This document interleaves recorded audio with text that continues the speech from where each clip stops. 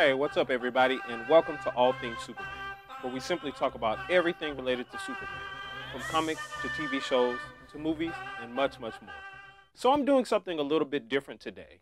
It's not usual that I do reviews of any other movies related to any other comic book heroes, but I thought that this Amazing Spider Man 2 movie had so many similarities to Man of Steel and what Man of Steel had going on that I could not resist talking about it in this video today. Now, I gotta warn you, please, if you have not seen The Amazing Spider-Man 2, I'm not sure if I'm going to reveal any spoilers in this video yet, so it may behoove you to, if you don't want any spoilers, to go watch Amazing Spider-Man 2 first, and then come back and watch this movie. If you don't care about spoilers, like most of us, well, can't say most of us, I really don't, not that big of a deal to me, but watch this video and we can talk about the similarities between The Amazing Spider-Man 2 and Man of Steel. Now, first things first, this is sort of a review of The Amazing Spider-Man 2, so I'll talk just briefly a little bit about the movie.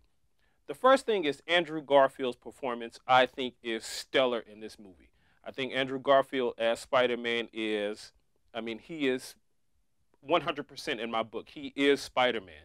He does really well in the job, not only as Spider-Man, but he does a really, really good Peter Parker. The relationship between him and Emma Stone, or Gwen Stacy as she's known in the movie, is fantastic. You feel the relationship between those two. You get the on-screen chemistry that they have. And Emma Stone as well. She's such a great actress. She does a magnificent job as Gwen Stacy. You see her in that role. She never takes you out of Gwen Stacy. You never see her as like the Emma Stone in the makeup commercials or anything like that, or the Emma Stone in any of her other movies. She is Gwen Stacy in this movie. So I think that was really, really good. A good thing about The Amazing Spider-Man 2. Also, Jamie Foxx does a magnificent Electro in this movie. I think they made Electro look really, really, really cool in the comic books. And another thing I want to say about this movie is I'm not really sure what demographic they were shooting for in this movie, because there were a lot of elements of it that kind of reminded you of the comic books. It seemed kind of comic booky, and that's not a bad or a good thing. It was just that if that's what you were going for, then a certain demographic reads comic books, and those are basically kids and teens. So I'm not sure if that's what they were going for or not, but Jamie Foxx's performance as Electro was magnificent. The shots that they did in the movie look amazing. They had some flair from what I'm about to get into from Zack Snyder's direction in Man of Steel, and how the scenes look really, really amazing in Man of Steel. So yeah, Jamie Foxx's performance was stellar as well. Now, Dane DeHaan's performance as Harry Osborn and Green Goblin, it was okay. I didn't really care as much for his character as I did for Spider-Man, Peter Parker, Gwen Stacy, and Electro. But his performance was not bad at all. It was not, anything that took me out of the movie. It was just a pretty decent performance. So again, it wasn't bad. There was really not much that was bad about this movie. Overall, I think the movie was good. If I had to rate it, I would give it maybe like a 7 out of 10 or so. I actually think it was better than the original Amazing Spider-Man. A little bit. It was slightly better than that. I think it had some elements that were better than the first movie. And the first movie had some elements that were better than this one. But one of the things I really appreciated about this one is that the focus on the story, and you had more story-oriented things. So you had this, relationship going on between Peter Parker and Gwen Stacy. So you could kind of tell how they focused on their relationship and stuff a little bit more. So there was a lot of more story going on in this movie. Now, on to the Man of Steel similarities in The Amazing Spider-Man 2.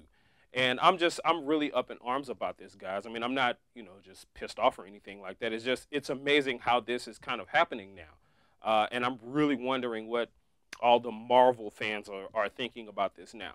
So the first thing that I noticed, the first very blatant similarity that I noticed about The Amazing Spider-Man 2 that compared to Man of Steel was the whole symbol of hope thing, or the whole theme of hope. If as you may know, in Man of Steel, they basically said that the S symbol now is a symbol of hope. And basically, Superman's whole disposition is based off this theme of hope, that he can give hope to the world and stuff like that. So this theme in Amazing Spider-Man 2 was prominent. It was a hope thing all throughout the movie. You heard it at least 4 or 5 times in the movie. Actually, verbally heard it. It was said that, you know, basically Spider-Man is hope. He's a symbol of hope and all this kind of. And I'm sitting there thinking like, wow, this sounds a lot like Man of Steel. Now, again, there's absolutely nothing wrong with that. I think hope is a good thing to focus on. Again, it's just surprising that they did that, and Man of Steel just did the same thing last year. So that was the first big similarity that I noticed. Now, the second similarity that I noticed was the score of this movie and how it was very, very similar to John Williams' score of the original Christopher Reeve Superman movies. There were a lot of thematic, what's called in music, motifs and themes that were very similar to the original Superman movies. It was enough for me to hear it because I'm so familiar with the Christopher Reeve movies and the John Williams score of those movies. It was enough for me to catch on to it and kind of like, whoa, like that's kind of sounds like that. It kind of was like, whoa, was there just like a Superman thing going on in the background? So I really thought that was like, wow, and that was like these things happen chronologically for me like that in the movie. First, it was the thing of hope, and then I started hearing like the Superman themes. And at first, I was thinking like, okay, maybe I'm biased, maybe I'm just, trying to confirm that they're trying to copy Man of Steel or Superman or whatever it is. And then I said, no, okay, let me sit back and just listen. Let me pay attention to the movie. And the more I got into it, the more similarities I started to see and hear. But the score again was a big thing for me because I was like, wow, this is kind of borrowing from the original Superman movie. Also, this movie kind of borrowed from Man of Steel stylistically, and by that I mean some of the cinematography and some of the shots that were done in the movie gave you that kind of intimate, up close feel like Man of Steel did. Now, Amazing Spider-Man 2 wasn't shot, I think, all the way with like a handheld cam like Man of Steel was, which again I think was a great choice and a bold choice for Zack Snyder to do. Now, Amazing Spider-Man didn't necessarily do that, but it still created this sort of style, this intimate sort of get to know Peter Parker, get inside who he is type of thing, how with these close-up shots and focusing on certain things that he was doing and saying, and his hands and his movements and his face, and all this kind of stuff. So stylistically, it reminded me a lot. It felt a lot like Man of Steel. The same thing that they did with Man of Steel when they were focusing on like his Clark Kent's upbringing, like when he was in the bar and stuff like that. The shots that you see that are close up on his face, and even when he meets Lois Lane out by his father's grave, and those kind of shots like that, and just the mood and the tone. It was like, wow, like this kind of feels like Man of Steel. Now, again, I'm not blaming The Amazing Spider-Man. I'm not blaming the director, Mark. I'm not blaming him for, if he did copy this, I'm not blaming him. Because I think Man of Steel was a good movie. And to me, it kind of makes sense that if something works in a movie, hey, do your own version of it. But again, it was just that with the whole Marvel versus DC BS that's going on, it's amazing that, something like this is happening. And it's interesting to me to see what all of the Marvel fans, if you're a Marvel fan, what you think about, these similarities between these two movies. Now, the last similarity I'll talk about, and at this point, this is a spoiler. So if you don't want any spoilers at this point, stop the video now, come back and watch it after you've seen The Amazing Spider-Man 2. However, this is something that most people kind of already have some clue of anyway. So anyway, here goes. So Gwen Stacy actually dies in this movie.